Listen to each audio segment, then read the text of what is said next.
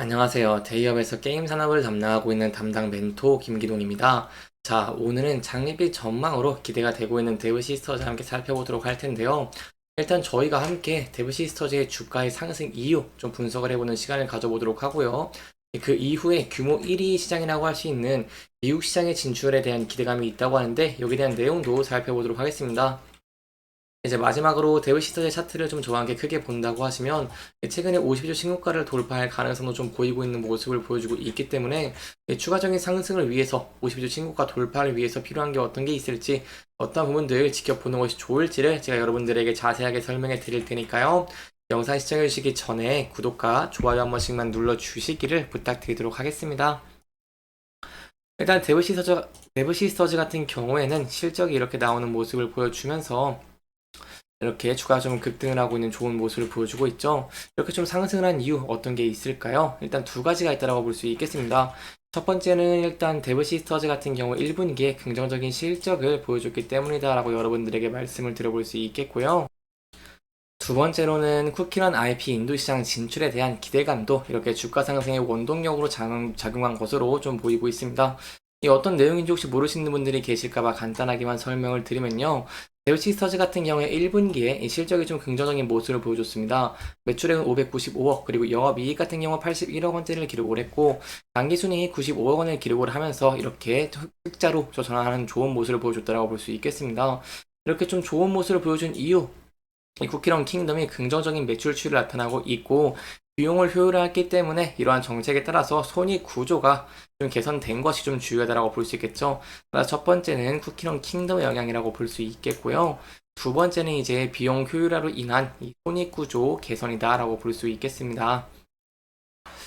일단 쿠키런 킹덤에 대해서 좀 간단하게 설명을 드리면 1분기에 이 평균 활성 사용자 수라던가 아니면 신규 유저 수가 지난해 4분기 대비 각각 40% 그리고 225% 이렇게 상승을 하면서 중국을 제외한 글로벌 누적 유저 수도 이 6,500만 명을 기록하는 모습을 보여주면서 여기 쿠키런 킹덤이 좀 좋은 모습을 보여줬고 실적을 견인했다라고 볼 수 있겠습니다.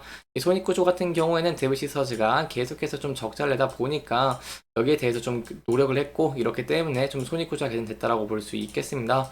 두 번째로 말씀을 드리고 싶은 게 이제 쿠키런 상승에 있어서 인도 시장도 조금 이렇게 주가 상승의 원동력으로 작용한 것이다라고 볼 수 있겠는데요. 데브시스터즈 같은 경우에는 지난 2월에 크래프톤과 쿠키런 인도 현지 퍼블리싱 계약을 체결한 바가 있죠. 이 관련해서 저희가 좀 눈여겨볼 수 있는 부분이 뭐냐라고 한다면 데브시스터즈의 쿠키런 IP 같은 경우에는요 쉽고 직관적인 게임성을 보유하고 있기 때문에 인도 이용자들에게 좀 긍정적인 반응 얻을 수 있을 것이다라고 볼 수 있겠습니다. 또한 추가적으로 말씀을 드리고 싶은 게 있는데요. 크래프톤 같은 경우에는 배틀그라운드의 회사인데 이런 배그, PUBG 같은 경우에는 인도에서 큰 폭으로 성공을 하고 있는 모습을 보여주고 있습니다. 따라서 이러한 배틀그라운드를 운영하고 있는 크래프톤이 퍼블리싱을 맺었다는 것도 추가적으로 이제 성공할 가능성이 높아진다라고 볼 수 있겠고요. 마지막으로 말씀을 드리면 인도 같은 경우에는 모바일 게임 시장의 비중이 굉장히 높습니다. 90% 이상이다라고 설명을 드릴 수 있겠는데요. 그렇기 때문에 모바일 시장에서 이렇게 직관적이고 쉬운 게임으로 이렇게 인기를 끌 수 있는 쿠키런 저희가 인도 시장에서도 이제 인기를 끌 것도 기대해 볼 수 있겠다라고 볼 수 있겠습니다. 이러한 두 가지 이유 때문에 쿠키런 같은 경우에는 최근에 이렇게 주가가 급등을 하면서 좀 좋은 모습을 보여주고 있다라고 할 수 있겠는데요. 그렇다면 이 부분에 있어서 앞으로 주가 상승 동력을 위해서 필요한 게 어떤 것이 있을까요? 필요한 건 바로 신작이 있다라고 좀 설명을 들어볼 수 있겠는데요. 게임 산업 특성상 기존 라인업에서 발생하는 매출과 신작에서 발생하는 매출의 합이기 때문입니다. 따라서 게임 산업 특성상 기존 라인업에서 발생하는 매출은 시간이 지날수록 감소를 하는 것이 일반적이기 때문에 이익 성장을 위해서는 신작에서 대규모 매출이 발생하는 것이 핵심이다라고 볼 수 있겠는데요. 이러한 와중에 저희가 기대를 해볼 수 있는 게 있다고 할 수 있겠죠. 바로 데브시스터즈의 모험의 탑이라고 할 수 있겠습니다. 데브시스터즈 같은 경우에는 오늘 6월 26일에 모험의 탑 글로벌을 출시를 하는데요. 이게 이제 수동 조작이 좀 주는 타격감이라던가 아니면 액션성 등이 있어서 호평을 받은 바가 있기 때문에 이런 신작에 대한 기대가 좀 많이 필요하다고 볼 수 있겠습니다. 하지만 여기서 저희가 좀 중요하게 볼 수 있는 부분이 있습니다. 바로 데브시스터즈가 현재 미국 시장을 좀 조준하고 있는 모습을 보여주고 있는데요. 제가 아까 말씀드린 쿠키런 모험의 탑을 오는 6월에 미국을 비롯한 세계 시장에 출시할 예정이기 때문입니다. 특히 저희가 기대해 볼 수 있는 이유 어떤 게 있냐라고 한다면 쿠키런의 IP 같은 경우에는요.